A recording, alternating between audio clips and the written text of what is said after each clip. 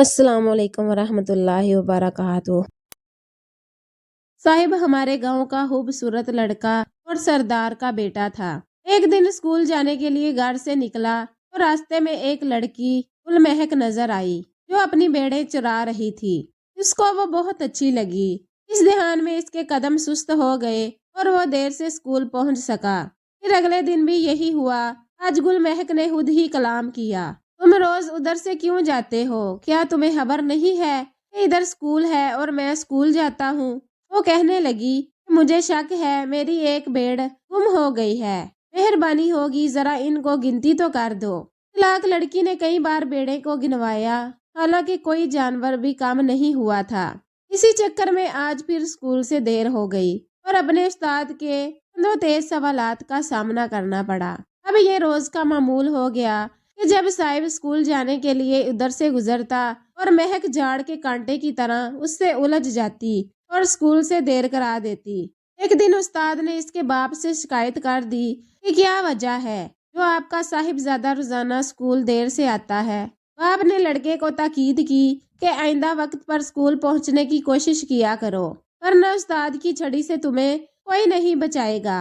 اب گل مہک اس کو روکتی مگر وہ نہ رکتا، بھاگتا ہی جاتا کہ کہیں اس کے والد پر یہ بات نہ کھل جائے کہ وہ ایک چرواہن کی زلف کا اسیر ہو گیا ہے۔ میٹرک کے امتحان جوں دیے، پھر گل مہک کے ساتھ سرسبز و شاداب وادیوں میں گھومنے لگا۔ ایسی باتیں کہاں چھپتی ہیں، ان کی ملاقاتوں کی خبریں چاروں جانب پھیلنے لگی۔ سردار صاحب کو بھی پتہ چل گیا۔ انہوں نے لڑکی کے باپ کو بلا کر ہدایت کی کہ اپنی بیٹی کو سنبھالو یا گھر میں بند رکھو، اس کی وجہ سے ہماری عزت حق میں مل گئی ہے۔ سردار سے سب خوف کھاتے تھے۔ مہک کے باپ نے بیٹی کو برا بھلا کہا اور اس کا گھر سے باہر نکلنا بند کر دیا۔ اگلے دن صاحب اس کا انتظار کر کے لوٹ آیا مگر وہ ملاقات کرنے نہیں آئی۔ بلاخر صاحب کو اس کی سہیلی کا سہارا لینا پڑا۔ مہوش نے بتایا کہ اس کے باپ کو پتہ چل گیا ہے اور اس نے مہک کے گھر سے نکلنے پر پابندی لگا دی ہے۔ سہیلیاں ایسے معاملات میں اکثر بڑی مددگار ثابت ہوتی ہے۔ مہک نے بھی اس کا سہارا لیا اور چوری چوری اپنے محبوب سے ملنے آ گئی۔ صاحب کو دیکھ کر وہ رونے لگی، بولی کہ اب ہمارا ملنا ناممکن ہے کیونکہ یہاں تو تمہارے باپ کا حکم چلتا ہے۔ بہتر ہے کہ ہم کسی اور شہر کو نکل جائیں، ورنہ ایک دوسرے کی شکل دیکھنے کو ترس جائیں گے۔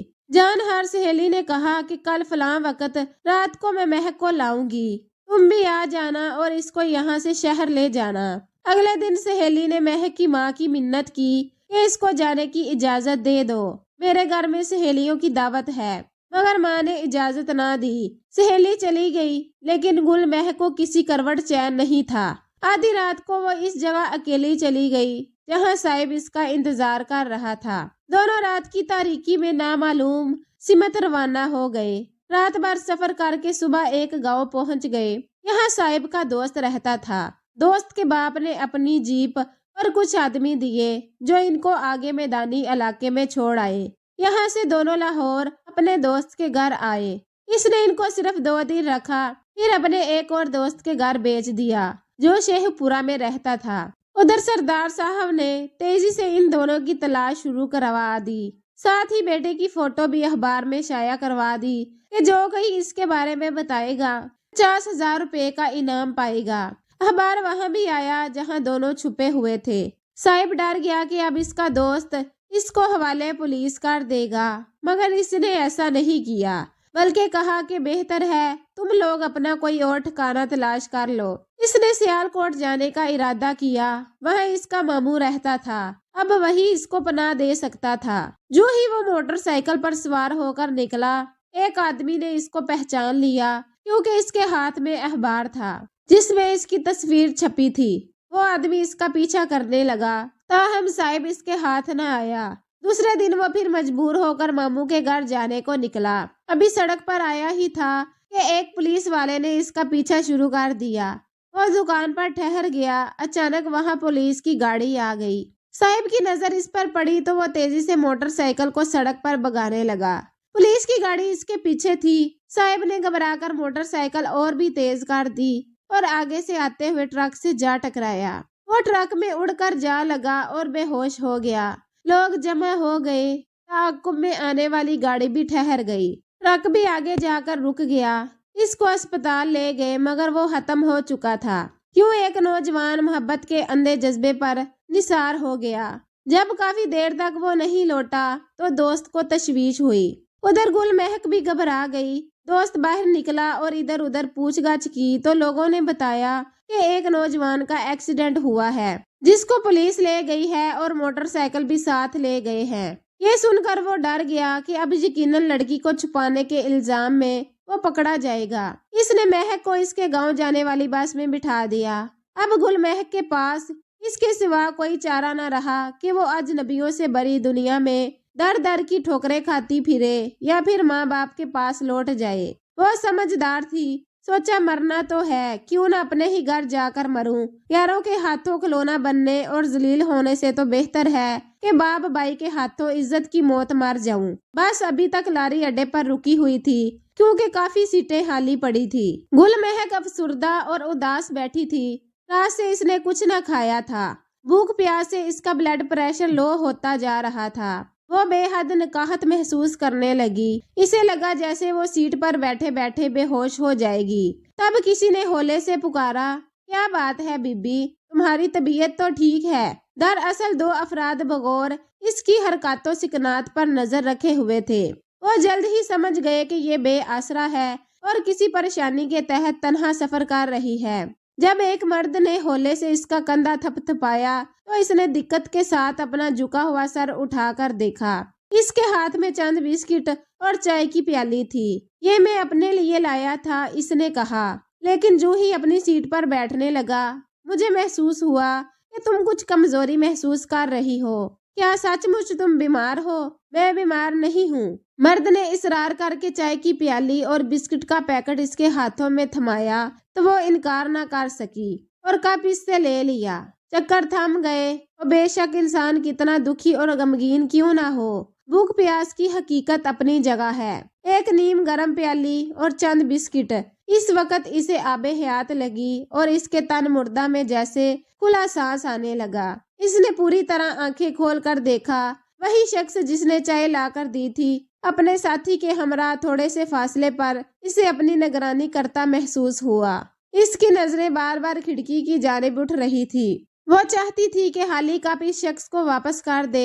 वो अपना पर्स खोलकर पैसे भी निकालने का इरादा कर चुकी थी ताकि बिस्किट के पैकेट और चाय की भी कीमत चुका सके। अजनबी ने बांप लिया, लड़की इसकी मुंतजिर है। वो लड़की के करीब आ गया। महक ने कप और 100 का नोट इसकी तरफ बढ़ाया।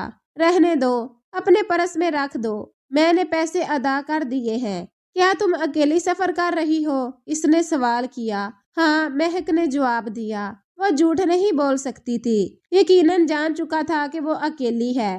कहाँ जाना है? इसने दूसरा सवाल कर दिया। बिलाहर बताना ही पड़ा। तुम गलत बस में बैठ गई हो, ये बस इधर को नहीं जाएगी। तुमको किसने इसमें बिठाया है? मेरे एक रिश्तेदार ने। तभी अजनबी ने इसे गौर से देखा। गुल महक के चेहरे से रंग और महक सब उड़े हुए थे। इसका चेहरा इस कदर मुरझाया हुआ और आंसुओं से धुला लग रहा था जैसे अभी अभी अपने किसी प्यारे की मैयत से उठकर आई हो।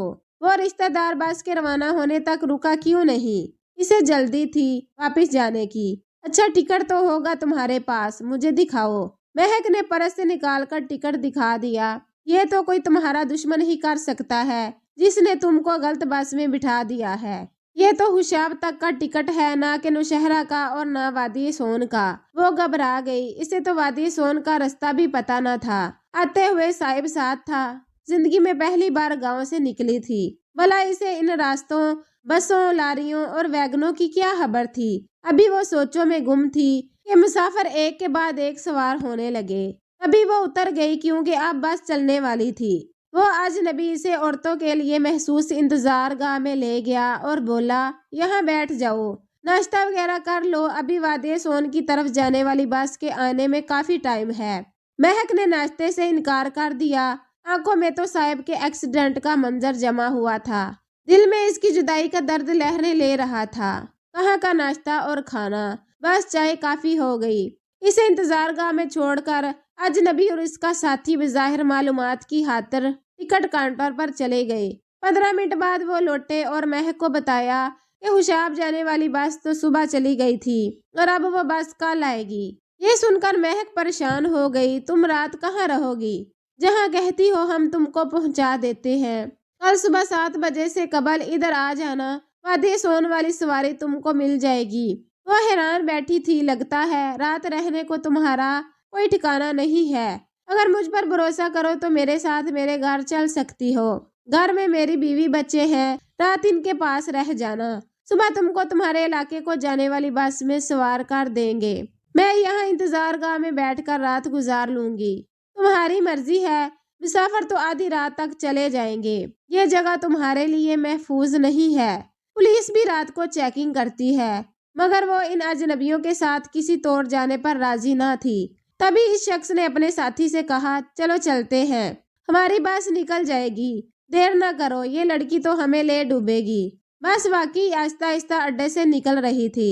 وہ دونوں تیز قدموں سے چلے۔ تبھی مہک نے خود کو اکیلا اور غیر محفوظ محسوس کیا اور اجنبی کو پکارا۔ اجنبی ٹھہر گیا۔ دونوں نے بس کو جانے دیا اور اس کی طرف لوٹ آئے۔ ہاں بولو، اب تو ہماری بس بھی نکل گئی ہے۔ ناچار وہ اٹھ کر ان کے ساتھ چل دی۔ وہ اسے کچھ آگے لے آئے جہاں ایک کار موجود تھی۔ انہوں نے اسے کار میں بیٹھنے کو کہا۔ اس کے سوا چارہ کیا تھا کہ وہ خود کو قسمت کے حوالے کر دے۔ وہ دھڑکتے دل کے ساتھ خدا کو زیر لب پکارتی جا رہی تھی، جانے اس کی منزل کہاں تھی اور آگے کیا ہونے والا تھا کہ دفتن ان لوگوں نے گاڑی کو بریک لگائی اور کچے میں اترنے لگے۔ گل مہک کا دل دھک دھک کرنے لگا۔ اسے سامنے پولیس کی گاڑیاں نظر آئیں۔ انہوں نے سڑک کی ناکہ بندی کی ہوئی تھی۔ آنن فانن پولیس نے ان کو گھیرے میں لے لیا۔ تینوں کو کار سے اتار لیا گیا۔ مہک کی نظر پولیس کے ساتھ آئے سردار پر پڑی۔ وہ سردار کو دیکھ کر ڈر گئی۔ جب سب تھانے آ گئے تو سردار نے تھانے دار سے کہا، یہ ہماری اپنی بچی ہے، اسے حوالات میں رکھنے یا کوئی قانونی کارروائی کرنے کی ضرورت نہیں ہے۔ مہک سمجھی شاید پولیس اسے بچا لیتی، لیکن سردار ضرور اسے کسی کھائی میں پھینکنے جا رہا ہے۔ وہ اس شخص سے نہ بچ سکے گی۔ وہ رو رہی تھی کیونکہ سردار کو بیٹے کے حادثے کا زخم لگ چکا تھا، لیکن وہ اس درد کو سینے میں دبائے مہک کی تلاش میں نکلا تھا کہ اس کے گاؤں کی بچی کہیں غلط ہاتھوں میں نہ چلی جائے، اس کے گاؤں کی عزت و آبرو، عفت و عصمت کی مہک سے محروم نہ ہو جائے۔ ماں باپ اپنے بچوں کو جو بھی سزا دیں، مگر ان کو یہ گوارا نہیں ہوتا کہ کوئی اور ان کو سزا دے یا وہ کسی بدکماش کے ہتھے چڑھ کر ان کے ظلم کا شکار ہوں۔ سردار نے اپنا بیٹا کھو دینے کے باوجود اپنے گاؤں کی بیٹی کو اغوا ہونے سے بچا لیا تھا۔ اس نے اس کو والدین کے حوالے کر کے کہا کہ میرے بیٹے کی قسمت میں ایسی موت ہی لکھی تھی۔ وہ سڑک پر جاں بحق ہوا سو ہو گیا۔ میں اللہ کی رضا پر راضی ہوں۔ صد شکر کہ مہک مل گئی ہے اور ہمارے گھر کی عزت حاق ہونے سے بچ گئی ہے۔ ایسے ہوتے ہیں سردار جو سر اونچا ہی رکھتے ہیں، چاہے فرش پر ہو یا تختہ دار پر۔ اسی لیے کہا جاتا ہے کہ سر بڑے سرداروں کے۔ جو حقیقی معنوں میں سردار ہوتے ہیں، ان کے سر ہی نہیں دل بھی بڑے ہوتے ہیں۔